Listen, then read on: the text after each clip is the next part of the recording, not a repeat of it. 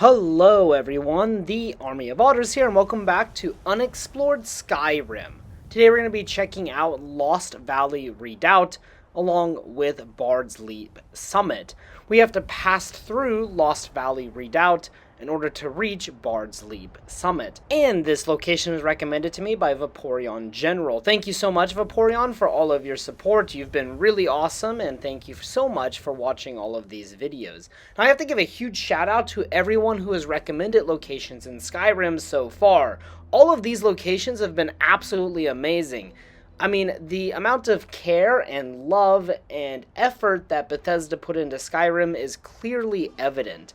All of these locations I didn't know about before this series, and they've all been super detailed and a lot of fun to play through.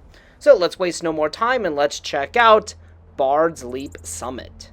And here you can see the location of Bard's Leap Summit. I started at Fort Sunguard and approached from the northeast, but that might have been a mistake. It might be better to come from Markarth. This location is kind of in between Markarth and Falkreath. Now, as I approached, there was this small valley, and there was a saber cat in the valley that I had to kill. After this, I made my way up this very steep hill, and at the top there was this awesome kind of looking tree, and there was also a bear up here that was kindly waiting for me, but this bear kind of died a funny death as I Fusrodawed him over this small edge, and as I came over the edge, he just died. Blah! But besides for some funny deaths, you can get some very beautiful views. Unfortunately, it was a bit foggy, the weather, when I was here, but earlier in the video, you could actually see Bard's Leap from far away, and it is so beautiful. And as you can see, as we got near, we discovered Lost Valley Redoubt. And inside of this location, there's going to be a ton of Forsworn. There's also these small aqueducts running all about this place, which I thought was freaking awesome. I don't know why, I think aqueducts are so cool, but I love their fact they're in Skyrim. Then in the middle of this combat, this poor goat ran in front of me as I was trying to hit the Forsworn. Really bad decision by that goat, and I accidentally murdered him. Then I fought all of the Forsworn. This one mage gave me a lot of trouble. He almost killed me. So this was one of the most difficult fights, or probably the most difficult fight I have faced in this series so far. So I'm glad this location was more challenging than some of the other locations I've been to so far. But still, wiping out all of the Forsworn in this main camp was not so much of an issue. And of course, after killing the Forsworn, you can kind of look around and try and find some loot. However, I was not able to find anything really of interest. There are some chests and stuff, and there's also a blacksmith where you could craft weapons, of course. Don't really know why you would use it way out here, but it is there as kind of more decoration. And yeah, but besides that, not a lot else. We have some food, we have some mead, but not a whole lot, at least in this main camp. Now, real quick, I wanted to go to the lower camp and clear out any stragglers down there, and this is at the bottom of Bard's Leap, and it is very beautiful. Down here you have the huge waterfall, and of course the leap above you. But there was a single Forsworn down here, so I murdered him pretty violently, and that was that. And then there were two treasure chests down here, so I decided to go ahead and loot those. But there wasn't anything immaculate in them, just some gold and potions. And there's also some more aqueducts, and I will talk about these aqueducts a bit later in the video. And as you saw, there was another chest hidden inside of that hut. After that, we can make our way up to the top of Bard's Leap Summit. And there's going to be some goodies along the way, like soul gems and just some mead. And then we have a long staircase to climb up. Of course, we'll fast forward. And then we can see the main river here with some blood on the path. Now we can go left or right here. Both ways are of interest to the player. But first I wanted to go right to get a look at this freaking amazing view. I have actually been really stunned at how beautiful Skyrim is, considering this game is almost 15 years old. But it is so freaking beautiful. But I wasn't ready to jump yet, but we do want to jump. We're not suicidal, but that is our goal, is to jump off.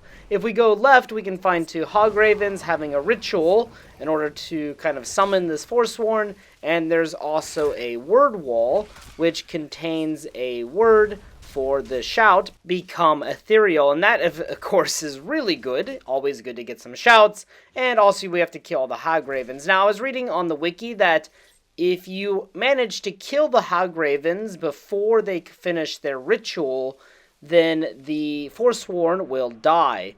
But if you just interrupt the ceremony like I did and don't manage to kill them, the Forsworn will be revived no matter what.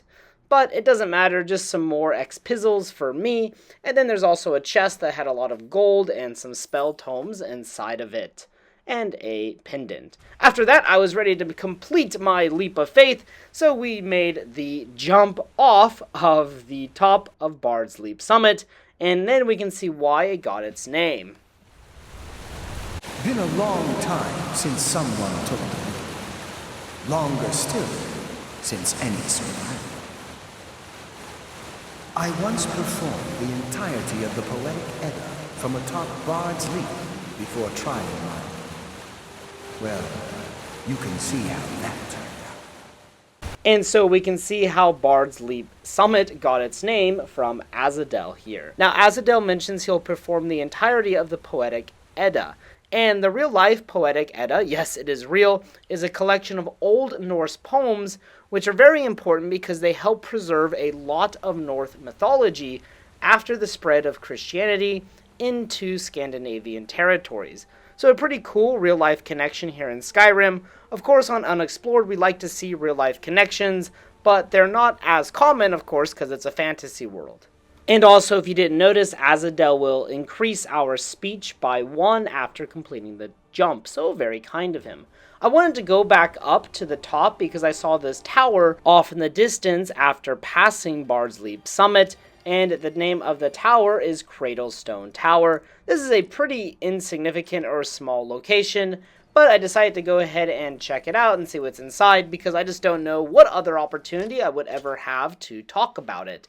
Inside, we can find a locked chest at the very bottom of the tower that will contain random loot. It had a good amount of gold. Then on the second floor here, we can find a Hagraven who was doing some kind of weird ritual. Now, apparently there is a skill book, Sithis, which will increase our alteration skill. However, I couldn't find it in this building. Apparently it's next to the troll skull. I did check next to the troll skull, and I couldn't find it. Now, also on the wiki, it said you have to start Dark Brotherhood in order to find it. I did indeed start Dark Brotherhood, or I finished it, so maybe that's why it's not there. I completed the quest, maybe, not sure. But anyways, be on the lookout for a skill book if you visit this location.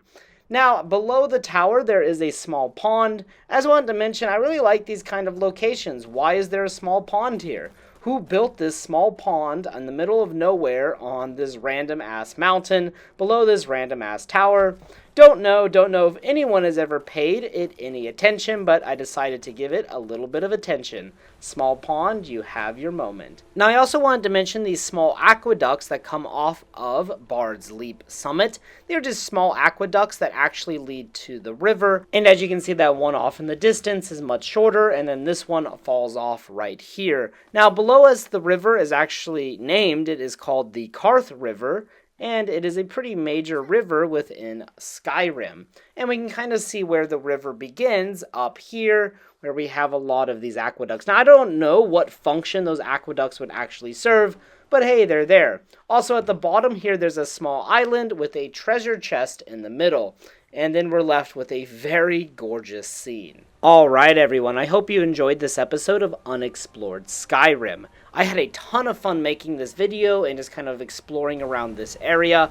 All of the different moving parts in this area was really cool, so a big shout out to Vaporeon General for recommending this location. If you guys have any other recommendations for future locations in Skyrim to be featured in this series, please post them in the comments section below. And, as always, until next time.